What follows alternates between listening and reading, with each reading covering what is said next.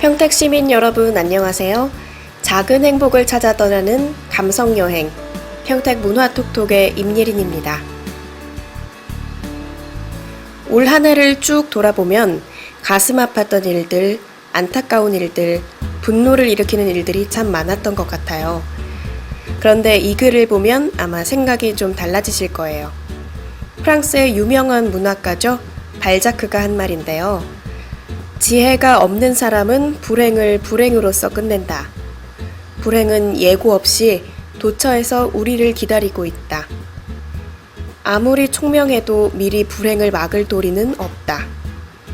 그러나 불행은 스스로 극복하고 그 속에서 새로운 길을 발견할 힘을 지니고 있다. 불행은 때때로 유익한 자극제가 될 수 있다. 우리는 자신을 위하여 불행을 이용할 줄 알아야 한다. 올 한 해 불행하고 어두운 사건들이 많이 발생했지만 우리는 그걸 이겨내는 과정에서 더 단단해지고 더 나은 미래를 만들 수 있는 힘을 갖게 되는 것 같아요.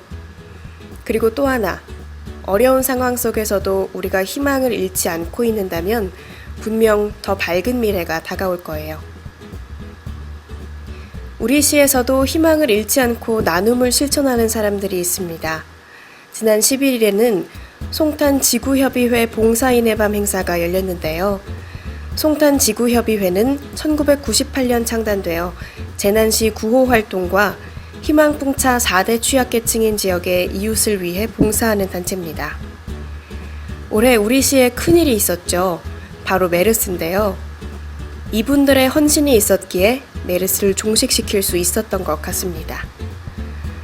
또 무한 돌봄센터 5주년 기념 성과보고회가 지난 16일에 있었습니다.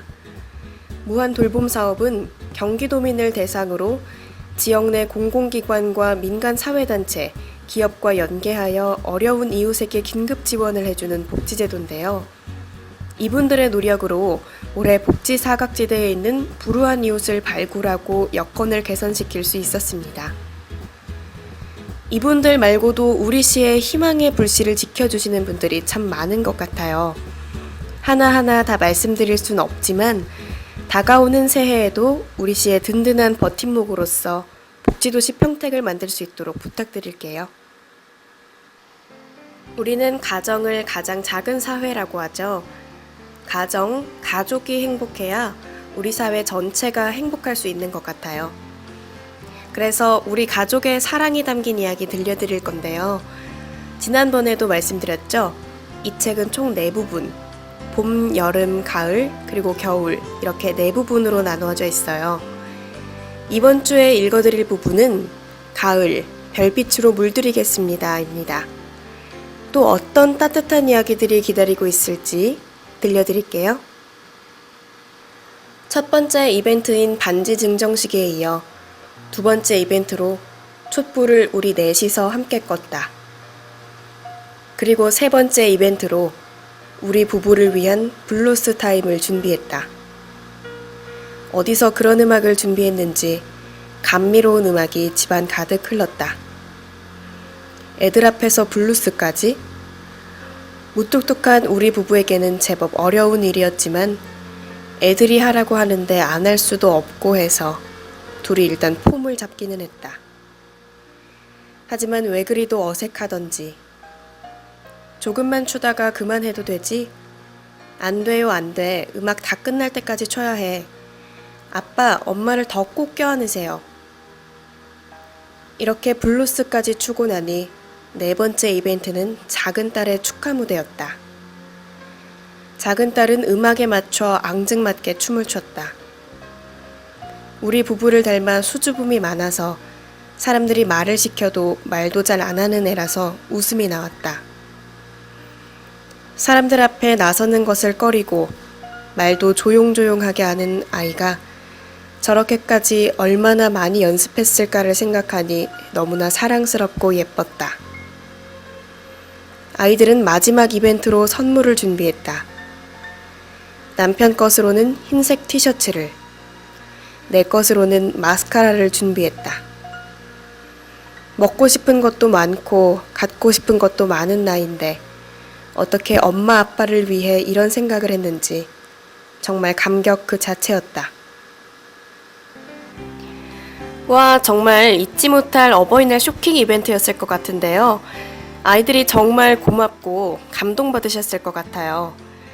그런 말이 있잖아요. 자식이 딸이면 금메달, 딸 아들이면 은메달, 아들 딸이면 동메달, 아들이면 목메달감이라고요. 예전 같으면 아들 없다고 구박받으셨을 딸 어머니들 서러워 마세요. 열 아들 부러울 것 없이 이렇게 딸은 딸대로 키우는 맛이 있답니다. 그런데 딸애를 보낸 뒤로 눈물에 콧물까지 흘렸다. 가기 싫다고 징징대는 것을 갔다 오면 맛있는 거 실컷 먹게 해주겠다고 어르고 달래 보내고 돌아서는 그 순간부터 눈물이 쏟아졌다. 사교성이 없는 딸애가 외톨이로 지내는 것은 아닌지, 분명 입에 맞지 않을 밥은 제대로 먹고 있는지, 잠은 제대로 자는지, 그 멀고 험한 길을 어떻게 걷고 있는지 온통 걱정투성이었다. 밥맛도 없어지고 잠도 오지 않았다. 손에 일이 잡히지 않는 것은 두말할 필요도 없는 일이었다. 공연한 짓을 한 것은 아닌지 후회도 되고 잘 지내겠지 하면서 스스로를 위로도 해봤다. 그러다가 든 생각이 어머니였다. 어머니도 내가 결혼한 뒤에 그랬다고 했다. 시집 가서 잘 사는지, 소박 맞을 짓은 안 하는지, 금지옥엽으로 기른 자식이 힘든 생활을 하는 것은 아닌지, 자식을 멀리 떠나보낸 부모의 심정이 이런 것이로구나.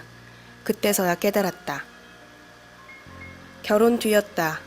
어머니가 전화를 걸어오면 참 쌀쌀맞게도 받았다.